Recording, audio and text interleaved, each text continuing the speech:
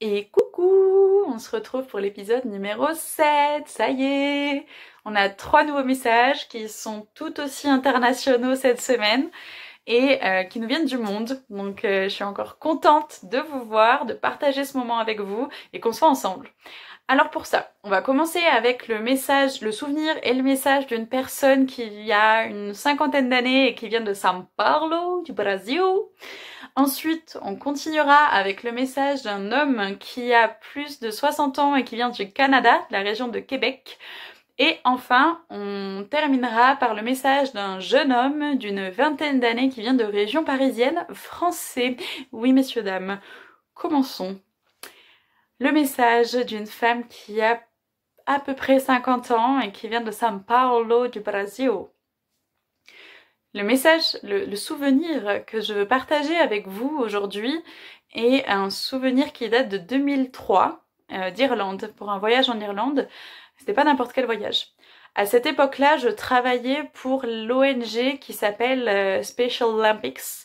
Et en fait, c'est une ONG qui aide les personnes déficientes intellectuelles dans la pratique du sport. Et on les accompagne pour les Jeux paralympiques. Donc c'était les Jeux paralympiques, donc olympiques, d'été. Et j'étais la manager en charge de tout organiser, de chercher les moyens pour que l'équipe brésilienne soit acceptée et qu'on aille et que tout soit positif, toutes les lumières vertes pour qu'on aille finalement en Irlande et qu'ils puissent réaliser ces jeux avec leur entraînement sportif et d'avoir tout mis en place pour que l'équipe et moi-même on aille tous en Irlande et que ce soit réalisable et possible. Ce qui a été fait. Donc en 2003, on a pu partir en Irlande pour ces Jeux paralympiques. Et pour vous donner le contexte, je suis moi-même athlète d'assez haut niveau en équitation. Et l'un de mes rêves a toujours été de gagner une médaille. Et la vie en a fait autrement avec toutes les circonvolutions de la vie. Je n'ai pas continué de ce côté-là en équitation, dans cette compétition-là. En revanche, je me suis retrouvée avec eux en Irlande, pour ces Jeux paralympiques. Et une femme de l'équipe du Brésil a gagné la médaille d'or en natation.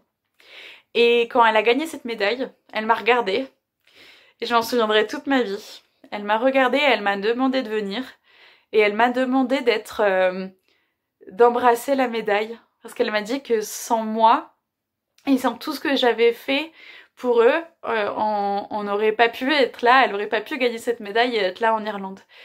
Et ce moment-là, finalement, c'est la vie m'a offert ma médaille, et c'est la médaille que j'ai pu gagner, qui est un moment extrêmement fort et beau pour moi. Plein d'émotions.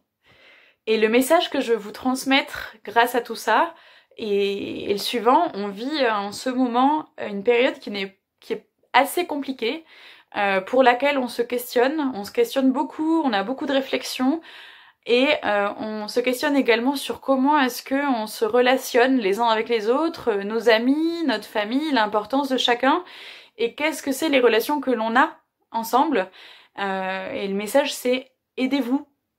Que quoi que vous puissiez faire, il y a des personnes qui sont toujours plus défavorisées, plus tristes, qui ont faim, qui ont moins d'avantages que nous. Et quoi que vous puissiez faire, en fait, faites-le et aidez les uns les autres. Aidez-vous les uns les autres et prenez conscience de cette valeur des relations que l'on a. Le second souvenir que je vais partager avec vous aujourd'hui, et ensuite message vient d'un homme d'une soixantaine d'années qui est canadien, qui vient de la région du Québec. Et son souvenir est le suivant. Je vais vous partager un souvenir familial, un souvenir qui a été vécu avec ma femme et ma fille.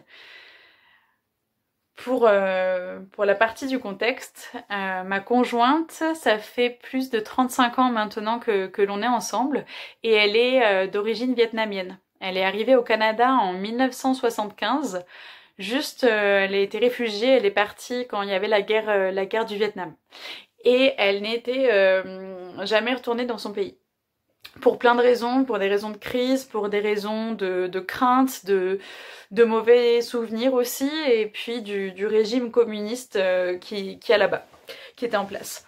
Et moi, entre-temps, j'étais déjà retournée pour des raisons de travail. Et on a eu une petite fille qui est née en 1993. Et on a finalement décidé qu'une fois qu'elle serait plus grande, on irait tous les trois au Vietnam faire un voyage là-bas. Donc quand notre fille a eu 12 ans, en 2005, c'était l'été 2005, nous sommes partis pour un mois, tous les trois, au Vietnam. Et on a fait un voyage du nord vers le sud du Vietnam.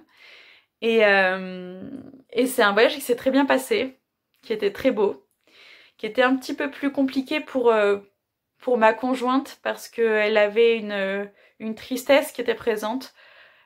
Pourquoi ? Parce déjà elle ne connaissait pas le nord ni le centre de son pays à cause de la guerre et des conditions quand elle l'a quitté. Et en même temps, elle ne reconnaissait pas son propre pays. Ça faisait 30 ans qu'elle n'y était pas retournée. Et c'était assez intense comme vécu pour elle. Notre fille, elle était aux anges. Juste avant qu'on parte, on lui avait offert des cours intensifs en vietnamien pour qu'elle arrive à se dépatouiller avec la culture. Et elle était très enthousiaste de ce voyage. Et la culture, la nourriture, les paysages qui étaient époustouflants, qui étaient fantastiques. Elle était vraiment émerveillée par tout ça. Et elle se reconnectait avec l'une de ses deux racines finalement, entre le Canada et le Vietnam, puisqu'elle est canado-vietnamienne.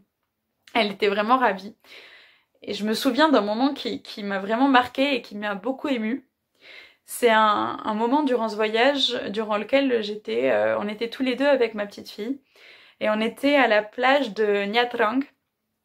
Et ma fille me regarde avec un air de tristesse dans le regard, et elle me pose une question et elle me dit « Papa, les gens ici, ils ne me reconnaissent pas comme vietnamienne. » Alors là, je lui dis « Mais ma chérie, c'est un petit peu normal parce que tu es canado-vietnamienne et c'est pas trop surprenant parce que même si tu parles vietnamien maintenant, tu parles vietnamien avec un accent québécois assez fort et ton style vestimentaire n'est pas tout à fait local non plus. »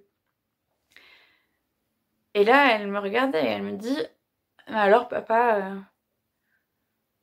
je suis rien ?» Parce que à l'école au Canada, ils me disent que je suis pas canadienne à cause de mes traits. Et ici, au Vietnam, ils me disent que je suis pas vietnamienne. Et à moi de lui répondre « Tu sais ma fille, tu as justement...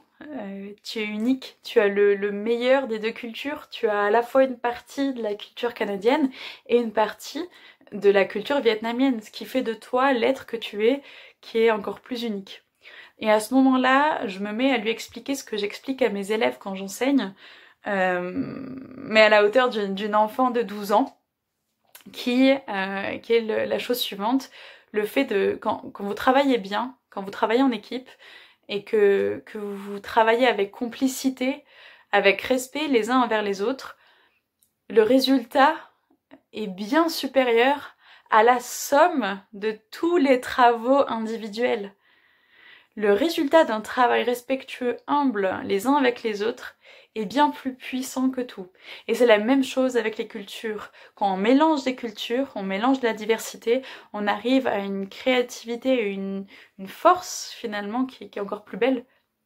Quand on sait l'apprendre avec respect et avec humilité. Et le message que je veux vous transmettre vient avec ça, qui est le suivant. 1 + 1 = 3.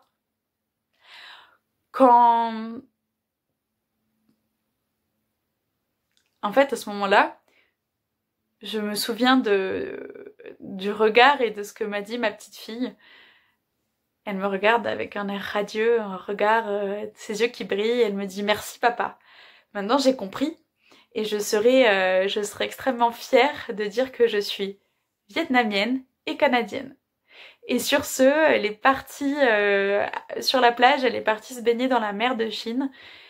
Moi j'étais tant émue de la voir qu'elle ait compris et d'avoir réussi à trouver les mots pour elle Pour une fois, j'ai su lui faire passer le message que c'est pas toujours le cas, c'est pas toujours évident de trouver les bons mots avec une personne qui nous questionne et une petite fille qui nous questionne.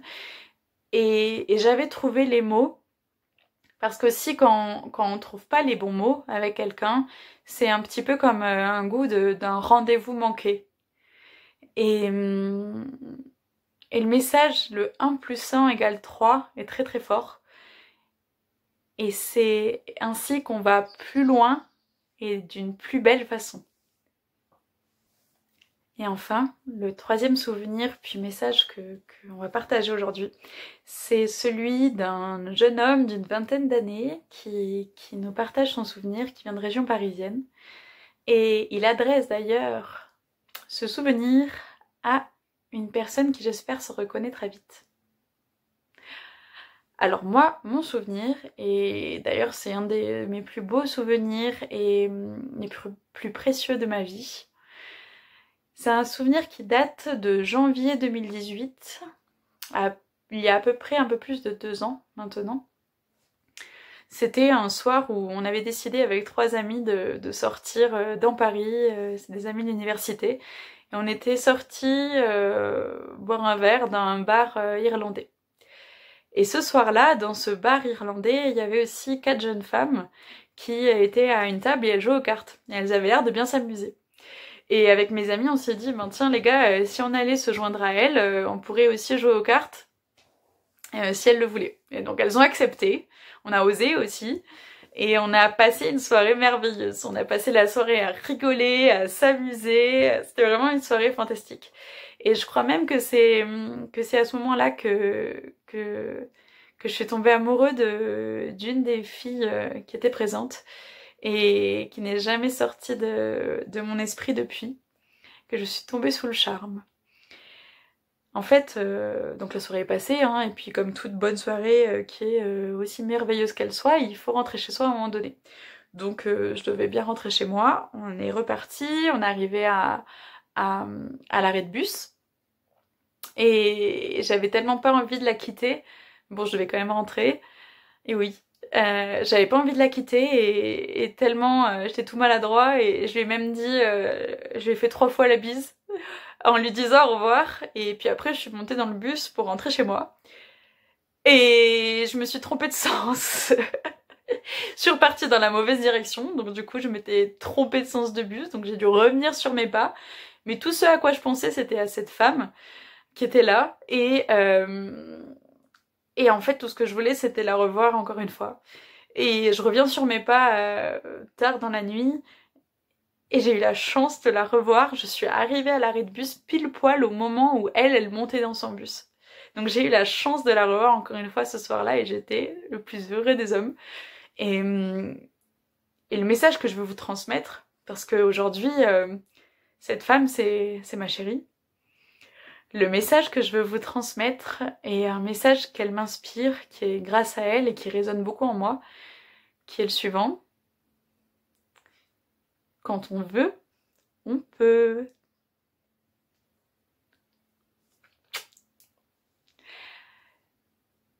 Je vais vous récapituler les 3 messages que l'on a eus aujourd'hui.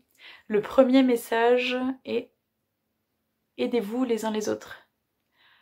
Pensez à comment est-ce que vous voulez, comment est-ce que vous aimez vous relationner. C'est quoi le type de relation que vous entretenez avec les personnes qui vous sont proches, les personnes que vous aimez. Comment est-ce que vous voulez vivre ces relations-là?